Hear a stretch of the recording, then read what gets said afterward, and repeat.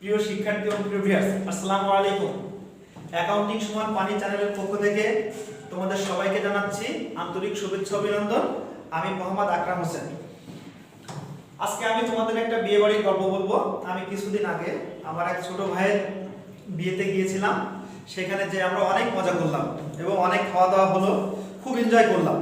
ঠিক সেরকম একটা বিয়ে বাড়ির গল্প বলবো। গল্পটা হচ্ছে এরকম, মনে করো তুমি নবম দশম শ্রেণীতে পড়ো অথবা একাদশ ও দ্বাদশ শ্রেণীতে পড়ো। এখন মনে করো যে তোমার কোনো বন্ধুর বড় বোনের বিয়ে, সেখানে তোমার যেতে হবে। এখন তুমি কি আগে চলে যাবে নাকি বন্ধু তোমাকে দাওয়াত দিলে তারপরে যাবে? ডেফিনেটলি তোমার বন্ধু যদি তোমাকে দাওয়াত দেয় তাহলে তুমি সেখানে যাবে, না দিলে কিন্তু কি যাবে না। এখন তোমার বন্ধু তোমাকে দাওয়াত দিল যে দোস্ত আমার বড় বোনের বিয়ে, তোমাকে কিন্তু আসতে হবে। এখন আমি দোস্তর ইনভাইটেশনে কবে আসতে হবে? 3 দিন আগে। তুমি 3 দিন আগে চলে গিয়েছো বন্ধুর বোনের বিয়ের দাওয়াতে। এবার 3 দিন যাওয়ার পর খুব আনন্দ ফুর্তি করছো। ইতিমধ্যে বন্ধু চলে আসছে। বন্ধু এসে বলছে যে দেখো দোস্ত, তোমার আর আমার কিন্তু বাজারের দায়িত্ব পড়েছে। এখন বাজারের দায়িত্ব কিন্তু বিয়ে বাড়িতে অত সহজ কথা না, অনেক বড় কাজ। এখন এই বাজারের দায়িত্বটা তোমার পড়েছে। এখন যথাজ্ঞা সেই কাজ। তাহলে কি করতে হবে? বন্ধু ঠিক আছে, বাজার করতে যেতে হবে। তাহলে বাজার করতে গেলে প্রথমেই কিন্তু কি করবে, তোমাকে একটা বড় লিস্ট ধরিয়ে দেবে যে কি কি কিনতে হবে। এবার লিস্ট নিয়ে তুমি বাজারে গেলা। বাজারে যে মনে করো স্টার্টিং এ তুমি একটা সবজির দোকানে গেলে, যে বললো যে কাঁচামরিচ কত করে, তো সবজিওয়ালা বললো 50 টাকা। বললেন যে 2 কেজি কাঁচামরিচ দেন। 2 কেজি তুমি কাঁচামরিচ নিলা। 2 কেজি কাঁচামরিচ নিলে তোমাকে কয় টাকা দিতে হবে? 100 টাকা। ঠিক আছে, তুমি 100 টাকা দিলাম। 100 টাকা দেওয়ার পর এবার আরো সব বাজার করলাম, মাংস কিনলা, সবজি কিনলা, মাছ কিনলা, তারপরে রসুন পেঁয়াজ সব কিছু তুমি ক্রয় করলা। ক্রয় করার পরে কি করলে আমরা সব, এখন এই যে কাঁচা মাছটা তুমি কিনেছো, তুমি কি দোকানদারকে বলবা যে ভাই এটা রেখে থাক, আমি পরে বাজার করে যাওয়ার সময় নিয়ে যাব? আমরা কি এটা করি? আমরা কিন্তু এটা করি না। সঙ্গে সঙ্গে কি করি, ওটাকে ব্যাগে ঢোকাই, কারণ পরে নিতে গেলে আমি কিন্তু ভুলে যেতে পারি, তাই তো? এখন এইভাবে তুমি যত বাজার করেছো সবগুলাকে কি করেছো, ব্যাগের মধ্যে রেখেছো।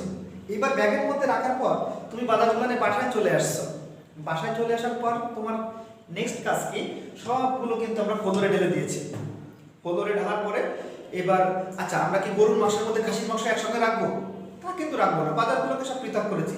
যেগুলো গরুর মাংস সেগুলো সব গরুর মাংস, খাসির মাংসগুলো খাসির মাংসের জায়গায়, মুরগির মাংস মুরগির মাংসের জায়গায়। আবার পেঁয়াজের মধ্যে কি রসুন রাখবো? না, তাও কিন্তু করি না। পেঁয়াজগুলো পৃথক করি, রসুনগুলোকে পৃথক করি, এই সবগুলোকে পৃথক করা শেষ। এবার তোমার উপরে কিন্তু আরেকটা বড় দায়িত্ব আছে। সেই দায়িত্বটা কি জানো? সেটা হচ্ছে তুমি কত টাকা দিয়েছিল এবং তুমি কত টাকার বাজার করেছো। এই যে কাঁচামরিচের দাম করেছে 50 টাকা কেজি, তারপরে রসুন কত করে নিয়েছিল, মরিচ মাংস কত করে নিয়েছে, সব কিন্তু কি এভরিথিং তোমাকে ওইখানে একটা তথ্য দিয়ে আসতে হবে। তো এই যে গল্পটা বললাম আমি তোমাদের সঙ্গে, এই গল্পটাকে আমি রূপকর্তে ব্যবহার করেছি। এই গল্পের মধ্যে আমার অ্যাকাউন্টিং এ 90% শেষ। তোমরা তো মনে করতে পারো স্যার গল্পের মধ্যে অ্যাকাউন্টিং এ 90%, এইটা আবার কিভাবে সম্ভব? How it possible? হ্যাঁ, আমরা এখনই দেখবো, তোমরাই বলবা যে এটা আসলে সম্ভব কি সম্ভব না। আসো আমরা দেখি। প্রথমে বন্ধু তোমাকে যে দাওয়াত দিয়েছিল, এই দাওয়াতটা একটা কি ছিল? ঘটনা ছিল। দাওয়াতটা কি ছিল? এটা কিন্তু একটা ঘটনা ছিল। তারপরে তুমি বন্ধু বাড়িতে গেলে, এটাও কিন্তু একটা ঘটনা ছিল। ওখানে যে নাচ গান করলে, আনন্দ ফুর্তি করলে, এটাও একটা কি ছিল? ঘটনা ছিল।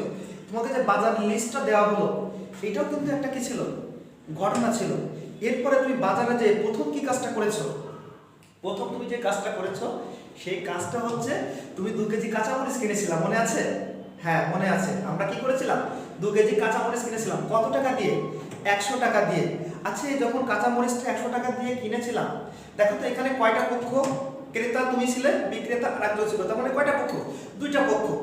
এবং এখানে যখন তুমি কাঁচামরিচটা কিনেছিলে তাকে 100 টাকা দিয়েছিলাম। তার মানে এখানে কিন্তু কি অর্থ দ্বারা পরিমাপযোগ্য। আবার এখানে কিন্তু আর্থিক অবস্থার পরিবর্তন। তার মানে এট ফার্স্ট এই যে তুমি কাঁচামরিচটা কিনলে, এটা হিসাব বিজ্ঞানের প্রথম ধাপ বা প্রাথমিক ধাপ। এটাকে কি বলে? হিসাব বিজ্ঞানের প্রথম ধাপ বা প্রাথমিক ধাপ কি? লেনদেন শনাক্তকরণ। লেনদেন কি? শনাক্তকরণ। এখন তাহলে তোমরাই বলো, হিসাব বিজ্ঞানের প্রাথমিক ধাপ কি? লেনদেন শনাক্তকরণ। কি করে শনাক্ত করো? শনাক্ত মানে কি? তোমাকে চিনতে হবে কোনটা লেনদেন। কিভাবে চিনবো? সেটা হচ্ছে 3টা বৈশিষ্ট্য থাকতে হবে। কয়টা বৈশিষ্ট্য? তিনটা বৈশিষ্ট্য। প্রথম বৈশিষ্ট্য কি, যে দুইটা পক্ষ থাকতে হবে। দেখো এখানে দুইটা পক্ষ ছিল কিনা, এক পক্ষ ক্রেতা এক পক্ষ বিক্রেতা। অর্থ দ্বারা পরিমাপযোগ্য হতে হবে। 2 কেজি কাঁচামরিচের দাম ছিল কত, 100 টাকা, তাহলে এখানে কিন্তু অর্থ আছে। আর একটা কথা বলেছি, আর্থিক অবস্থার পরিবর্তন হতে হবে। এই জিনিসটা একটু তোমাদেরকে ব্যাখ্যা করবো। আর্থিক অবস্থা কি, মনে করো তুমি 10,000 টাকা নিয়ে গেছিলে বাজার করতে। কত টাকা, 10,000 টাকা। এখান থেকে কয় টাকা দিয়ে কাঁচামরিচ কিনেছো, 100 টাকা। তাহলে তোমার কাছে এখন আছে কত, 9,900 টাকা। তাহলে এটা কি আর্থিক অবস্থা, মানে ছিল 10,000, দিলাম 100, থাকলো কত, 9,900। তাহলে তোমার মধ্যে কি আর্থিক অবস্থার পরিবর্তন হয়েছে। তাহলে কি আমরা লেনদেন শনাক্ত করতে পারবো? আর লেনদেন নিয়ে আমি আরো বিস্তারিত একটা অধ্যায় আলোচনা করবো, এটা আলাদা একটা অধ্যায় আছে। আমি জাস্ট প্রথম বললাম। তাহলে হিসাব বিজ্ঞানের প্রাথমিক ধাপ বা প্রথম কাজ বা প্রাথমিক উদ্দেশ্য কি? তাহলে আমরা বলবো লেনদেন শনাক্তকরণ। সবাই ক্লিয়ার? কি করেছে, লেনদেন শনাক্তকরণ। আচ্ছা, এইবার তুমি যখন বাজারটা করেছিলে, কাঁচামরিচ কেনার সঙ্গে সঙ্গে তুমি কি করেছিলে, ব্যাগে ঢুকিয়েছিলেন, ব্যাগের ভিতর রেখেছিলেন। আচ্ছা, এই যে ব্যাগের ভিতর রাখলা, এটাকে হিসাব বিজ্ঞানের ভাষায় কি বলে, লেনদেন লিপিবদ্ধকরণ। কি বলে, লেনদেন লিপিবদ্ধকরণ।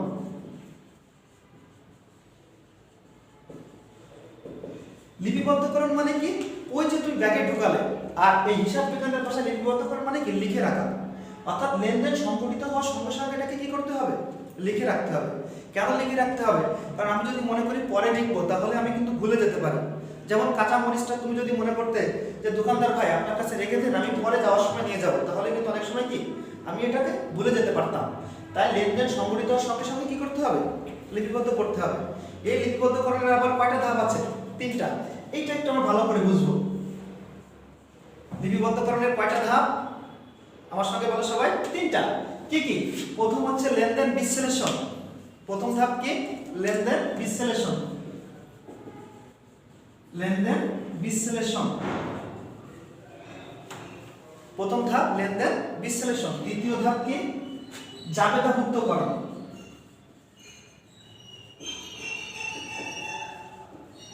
দ্বিতীয় ধাপ কি, জাবেদাভুক্তকরণ। আর তৃতীয় ধাপ কি, খতিয়ানে স্থানান্তরকরণ। খতিয়ানে স্থানান্তরকরণ।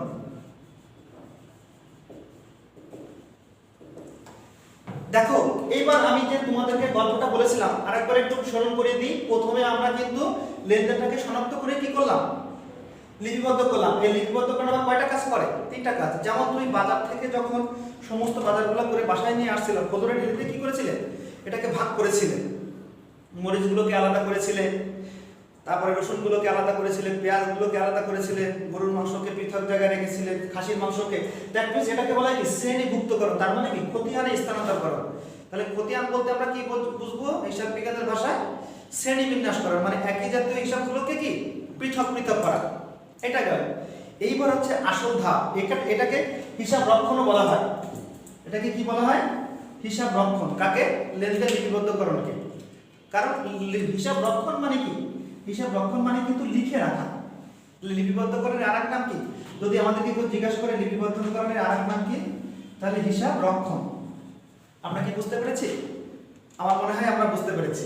আচ্ছা, এইবার তুমি যখন মাল কিনে নিয়ে আসছিলে, আসার পরে সবাইকে তথ্য দিয়েছিলে না, যে এত টাকা দাম, এটার দাম এত, রসুনের দাম এত, পেঁয়াজের দাম এত, মরিচের দাম এত, মশলার দাম এত। এই যে কাজটা করেছো, এটা তুমি কি করেছিলে, এটা তুমি তথ্য সরবরাহ করেছিলে। কি করেছিলে, তথ্য সরবরাহ করেছিলে। তাই হিসাব বিজ্ঞানের প্রধান কাজ কি, তথ্য সরবরাহ। তথ্য সরবরাহ, এটা হিসাব বিজ্ঞানের কি প্রধান কাজ। এবং রাজশাহী বিশ্ববিদ্যালয়ে এটাকে আরেক নাম এসেছিল যোগাযোগ। রাজশাহী বিশ্ববিদ্যালয়ে সেটা কি এসেছিল, এটাকে আবার বলেছিল কি যোগাযোগ। তাহলে হিসাব বিজ্ঞানের যদি বলি প্রধান কাজ কি, তথ্য সরবরাহ। প্রধান ধাপ কি, তথ্য সরবরাহ। তৃতীয় কাজ কি, তথ্য সরবরাহ। তাহলে এই যেটা আমি আলোচনা করলাম, এটাকে কি বলে, টোটালটাকে হিসাব বিজ্ঞান প্রক্রিয়ার ধাপ। টোটালটাকে কি বলে, হিসাব বিজ্ঞান প্রক্রিয়ার ধাপ। হিসাব বিজ্ঞান প্রক্রিয়ার ধাপ সমূহ। তার মানে কি, এর বাইরে কিন্তু কিছুই নাই। যেহেতু হিসাব বিজ্ঞান প্রক্রিয়া ধাপ মানে কি টোটাল সমস্ত হিসাব বিজ্ঞান কিন্তু এর মধ্যে কি অন্তর্ভুক্ত। আচ্ছা, এবার যারা ভার্সিটির জন্য এবার 2021 সালে ট্রাই করবা তাদের জন্য আর আমি একটু 2 মিনিট সময় নিব। এইবার যদি আমি তোমাদেরকে প্রশ্ন করি যে তথ্য সরবরাহ করার জন্য আমরা কি প্রস্তুত করি, তথ্য সরবরাহ করার জন্য আমরা কি প্রস্তুত করি, এটা হচ্ছে আর্থিক বিবরণী। আর্থিক বিবরণী। তাহলে তথ্য সরবরাহ করার জন্য আমরা কি তৈরি করি, আর্থিক বিবরণী। এবং আমি যদি তোমাদেরকে প্রশ্ন করি এই আর্থিক বিবরণী তৈরিতে সহায়তাকারী প্রতিষ্ঠানের নাম কি জানো তোমরা? এর নাম হচ্ছে বাংলাদেশের, এটার নাম হচ্ছে কি BFRS, Bangladesh financial reporting standards. অর্থাৎ বাংলাদেশের এই আর্থিক বিবরণী প্রণয়নে সহায়তা করে কে? BFRS, Bangladesh financial reporting standards. এটা নামকরণ করা হয় 2001 সালে। তাহলে এর পূর্ব নাম কি ছিল? পূর্ব নাম ছিল IAS, ইন্টারন্যাশনাল অ্যাকাউন্টিং স্ট্যান্ডার্ডস, আন্তর্জাতিক হিসাবের মানদণ্ড। আন্তর্জাতিক হিসাব বিজ্ঞানের মানদণ্ড কি? International accounting standards. এটা এই আর্থিক বিবরণী তথ্য সরবরাহ করার জন্য আমরা যে আর্থিক বিবরণী পূরণ করি। আচ্ছা, ব্যবহারকারী তথ্য ব্যবহারকারীর দিক থেকে হিসাব বিজ্ঞানের তথ্য ব্যবহারকারীর দিকে দুইটা ভাগে ভাগ করা হয়েছে, একটা হচ্ছে অভ্যন্তরীণ পক্ষ আর একটা হচ্ছে কি বাহ্যিক পক্ষ। এই আর্থিক বিবরণীটা তৈরি করা হয় মূলত কোন পক্ষের জন্য? বাহ্যিক পক্ষের জন্য, পক্ষের জন্য। তাহলে আমরা কি মোটামুটি বুঝতে পেরেছি? তাহলে আমরা আরেকটু রিভিশন করব, সেটা হচ্ছে তাহলে আমরা টোটাল আজকে যেটা আলোচনা করলাম এটা হিসাব বিজ্ঞান প্রক্রিয়া কি ধাপ সমূহ। তাহলে আমি যদি প্রশ্ন করি টোটাল হিসাব বিজ্ঞান কি, হিসাব বিজ্ঞান হলো একটা তথ্য ব্যবস্থা। আমি যদি প্রশ্ন করি হিসাব বিজ্ঞান কি, হিসাব বিজ্ঞান হলো একটি তথ্য ব্যবস্থা। তাহলে আমি আবার রিভিশন করে শেষ করছি। এর প্রথম বা প্রাথমিক উদ্দেশ্য কি? লেনদেন শনাক্তকরণ। দ্বিতীয় কাজ কি? লেনদেন লিপিবদ্ধকরণ। এই তৃতীয় কাজ কি? তথ্য সরবরাহ। লিপিবদ্ধকরণ আমার কয়টা কাজ করে? 3টা। লেনদেন বিশ্লেষণ, লেনদেন জাবেদাভুক্তকরণ আর খতিয়ানে স্থানান্তরকরণ। আর এই 3টাকে একসঙ্গে করে আবার কি বলা হয়? হিসাব রক্ষণ বলা হয়, হিসাব রক্ষণ। এবং আরেকটা জিনিস বলি, ভার্সিটি অ্যাডমিশন যারা দিবা তাদের জন্য হিসাব যদি প্রশ্ন আসে হিসাব বিজ্ঞানের ইনপুট কি বা মূল উপাদান কি? হিসাব বিজ্ঞানের ইনপুট বা মূল উপাদান এটা হলো লেনদেন। হিসাব বিজ্ঞানের ইনপুট বা মূল উপাদান কি? লেনদেন। আর যদি বলে হিসাব বিজ্ঞানের আউটপুট কি, এটা আমরা বলবো আর্থিক বিবরণী। হিসাব বিজ্ঞানের ইনপুট বা মূল উপাদান হলো কি? লেনদেন, আর আউটপুট হলো কি? আর্থিক বিবরণী। সো প্রিয় ভিউয়ার্স এবং প্রিয় শিক্ষার্থী সবাইকে জানাচ্ছি আমার আজকের এই ক্লাসের পক্ষ থেকে আন্তরিক শুভেচ্ছা এবং বিদায় বেলায় আন্তরিক শুভেচ্ছা অভিনন্দন। এবং যদি তোমরা আমি যে গল্পের মাধ্যমে এটাকে বুঝিয়েছি আশা করি তোমরা বুঝতে পেরেছো। এজন্যই আমি এই আমার চ্যানেলের নাম দিয়েছি অ্যাকাউন্টিং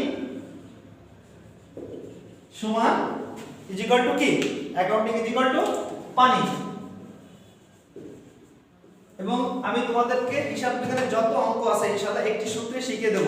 আগামী ক্লাসে ইনশাআল্লাহ আমরা হয়তো সেই সূত্রটা নিয়ে আলোচনা করব যে হিসাব বিজ্ঞানের সব অঙ্ক এবং নবম থেকে শুরু করে তুমি বিবিএ, আইবিএ, এমবিএ যাই করো এর বাইরে যাওয়া সম্ভব না। সেই সূত্রটা আবার কি? ইনশাআল্লাহ আগামী ক্লাসে সেই সূত্র নিয়ে আলোচনা করব। সেই পর্যন্ত তোমরা সবাই ভালো থাকো, সুস্থ থাকো। তোমাদের জন্য শুভকামনা এবং দোয়া রইল। আল্লাহ হাফেজ।